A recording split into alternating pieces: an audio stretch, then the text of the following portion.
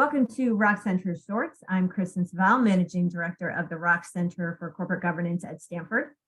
Today, we're going to talk about cooperatives as an ownership model for Web3 projects. Our guest speaker is James Wigginton, a senior associate at Orrick, whose practice focuses on the technology and innovation sector, in particular on cryptocurrency and blockchain technology. James advises entrepreneurs and investors as they pioneer new, more inclusive operating models in professional sports, finance, social media, gaming, agriculture, and other industries. Thanks so much for joining us today, James. I'm really glad to be here. Thanks for the invite. Yeah, glad you could join us. So last week, Orrick published a white paper with KPMG, of course, one of the big four accounting firms. Also with Upside Cooperative, which is a platform that allows companies to reward customers with ownership in the business through their purchases, referrals, and other value-creating activities. And the paper outlines this idea of using cooperatives as an ownership model for Web3 projects. We're going to get into the meat of the paper in just a moment. But to start things off, can you explain what a cooperative is? I'm sure most people have heard that term. They probably even purchase goods from a cooperative, but I'm guessing that not everyone understands how a cooperative actually operates. You bet. So a legal cooperative is an entity. It's a legal personality, just like a corporation or an LLC. It has members. It can enter into contracts. It can own things. But the key difference between a corporation and an LLC or a cooperative is that a cooperative is owned by its users. So instead of operating like a corporation or an LLC, where ownership is allocated to people who make capital contributions, a cooperative allocates ownership based on people's participation in the enterprise itself. So a really great example of a cooperative is REI. REI is owned by the people who shop there. You pay $30, you become a member, and the more you shop at REI, the more you own. So that's really the key difference between a cooperative and a corporation. Otherwise, they can fit into a cap table, they can buy and sell things. Again, they limit member liability, just like a corporation or an LLC. Great, that is super helpful. So I want to understand the problem or set of problems that Orrick, KPMG, and Upside were trying to solve for when they decided to publish this white paper. To that end, I think it would be helpful if you could tell us a little about the current models of ownership that are typically employed in distributed ledger technology projects, and then why you think those models are problematic or in some way inadequate. You bet. So this is a Web3 problem, but really I would say it's a problem that goes beyond just Web3. So when I'm talking about Web3, what I'm referring to is distributed ledger technology or blockchain projects. And a lot of these distributed ledger technology or blockchain projects attempt to allocate ownership to users. The Ethereum Foundation, which is one of the leaders in the field, really emphasizes community ownership as one of the pillars of blockchain. This ability for people who use a network to be able to benefit from the network, having some control over it and getting some financial upside from it. And really, you know, the impulse behind many of these Web3 projects is also sort of a sore subject in Web2, in technology generally. This idea that when people use a Facebook or a LinkedIn or a Twitter, that they don't actually own the network that they're using, that people are profiting off of them. And so Web3 is an attempt to solve those problems, but it's doing it in a way that is legally difficult. And the way that Web3 is attempting to allocate ownership to users of a network is through tokens. Tokens have been around for a long time, basically since the launch of the Bitcoin protocol, and they carry with them a number of securities law issues. When you sell a token, there's a concern that the token is an investment contract. In other words, it's an entitlement to receive some profit from the efforts of others. And so Gary Gensler and the SEC and Jay Clayton before him expressed serious concerns that selling tokens put customers at risk and also put them at risk of volatility, and that those tokens should be registered. And so the token model has been problematic a lot of Web3 projects have attempted to kind of get around it by making tokens look less and less like equity. But as they do so, customers don't necessarily know what they're buying. Tokens come in many varieties, and when you purchase a token, you may not know what you're getting. And so the cooperative is a potential solution to that. The reason that cooperative is a solution to that is a cooperative gives real ownership to its members. It gives governance rights. It gives rights to economics, in other words, to receive the net profits of a business. But the SEC has held on multiple occasions that a cooperative membership is not considered a security. And the reason is that a cooperative membership grants economic interests based on your own participation. In other words, it's not a passive interest. You don't simply give money and then wait for something to come back to you. The value that you have from a cooperative membership is entirely dependent on how you use the product. And so, not the efforts of others. Correct, exactly. And so we see the cooperative as a solution in Web3 because there is this really strong impulse to give ownership to users. And the way that people have been going about that through tokens has been intensely problematic. I think 2022 has really underscored that fact as we've seen the collapse of a number of different token projects. And so the cooperative, again, it's a way to protect consumers, to give them real ownership, and hopefully to play by the rules, to structure things in a way that regulators can get comfortable with. Mm-hmm. James, when you say that co-op memberships are not securities, does that apply under both federal law and state law? Yes.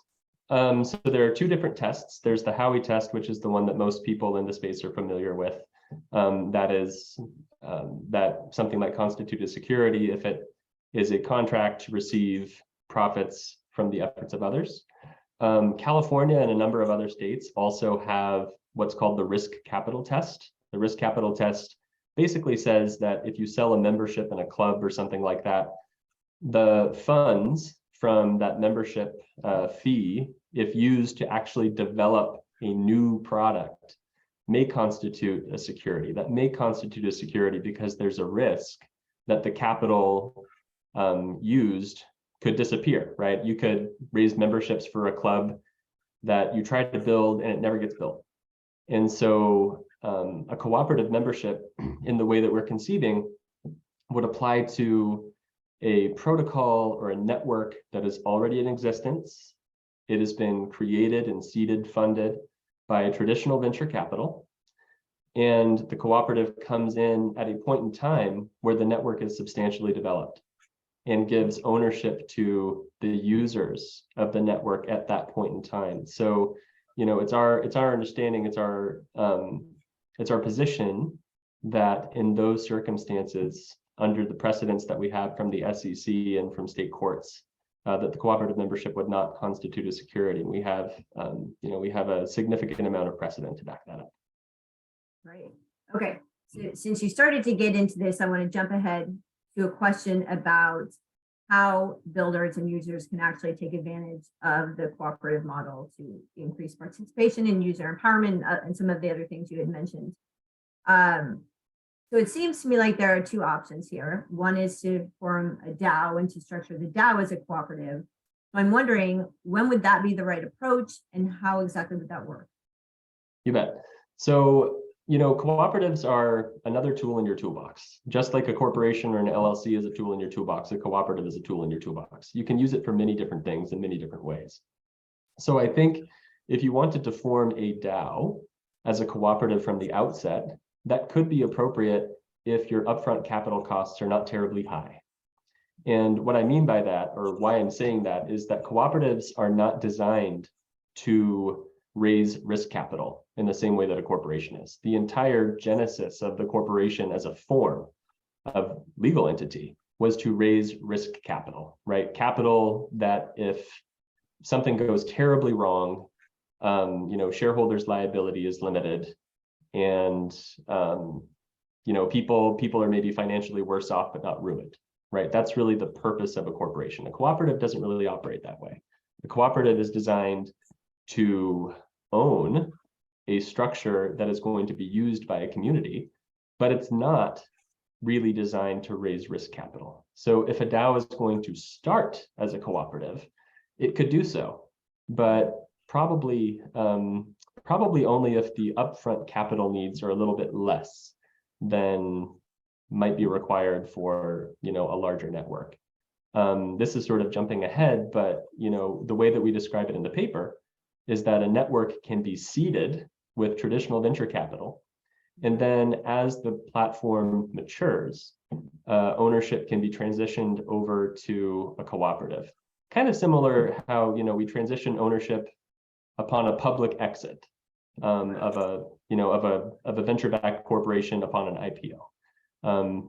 We're just saying that, rather than necessarily exiting to the NYSE or the NASDAQ, you can exit to a cooperative and allow your users to own the platform that they patronize. Okay, so let's talk a little bit more about this second approach. And this is the one that you outlined in the paper.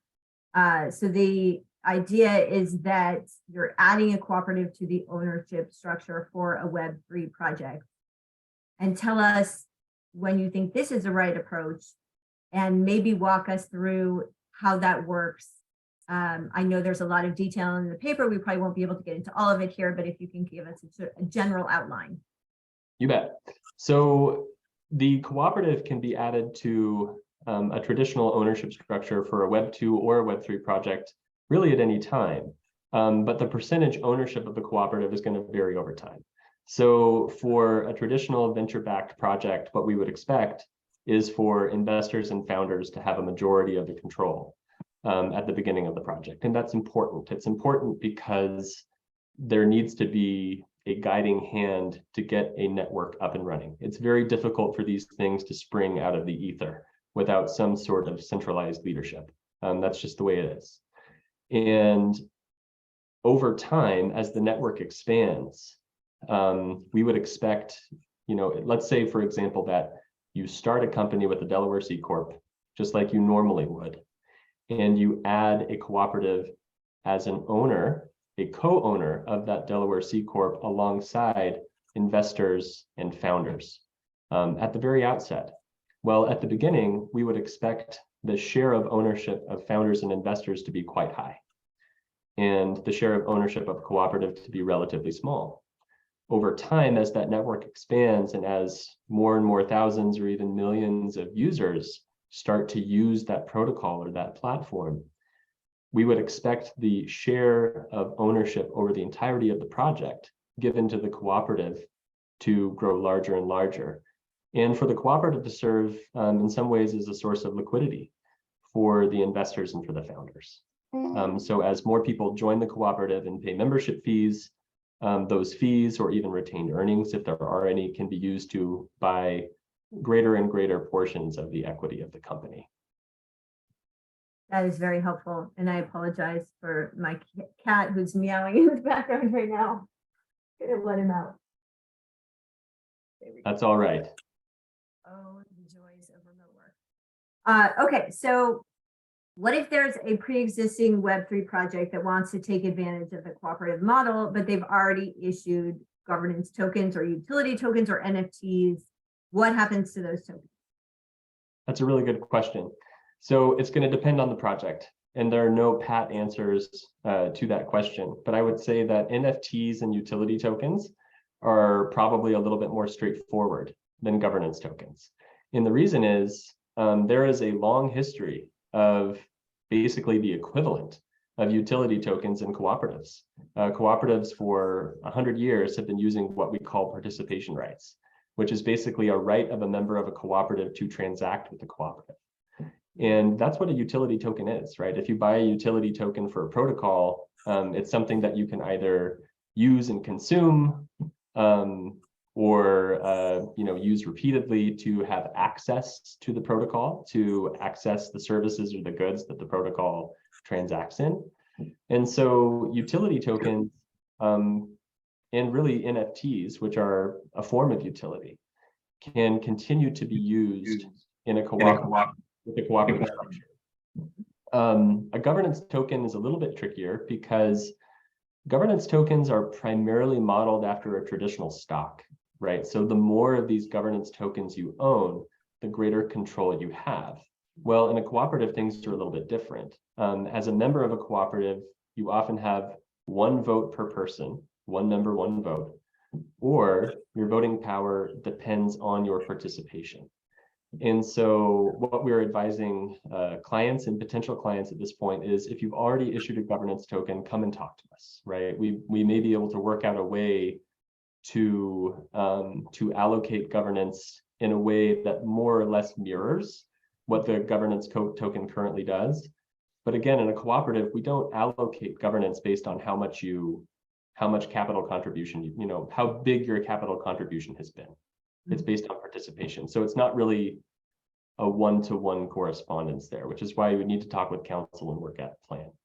Okay, great. What are some of the other legal and tax issues that builders and investors should be aware of as they consider whether to structure either DAOs as cooperatives or add cooperatives to a Web3 project ownership structure? What are some other considerations? Other legal or tax issues that they should be aware of? Well, I'll just point out one, and this is my favorite one. I love telling this to people because it surprises them. So cooperatives are taxed under a subsection of the Internal Revenue Code called Subchapter T. And Subchapter T is special for a couple of reasons.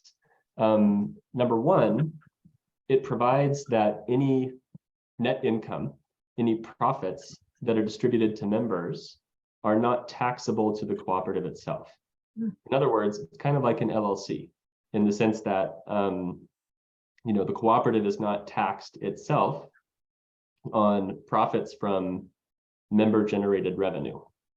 So that's advantage number one.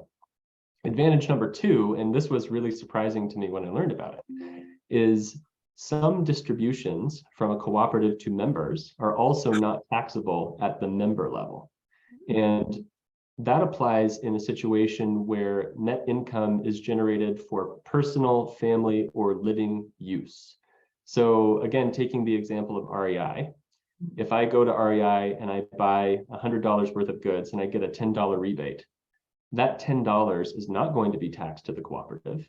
And when I receive that rebate, it's also not going to be taxed to me. Right. So it's your money that you've already spent. Correct, exactly. So let's pretend then that, let's contrast Amazon and REI.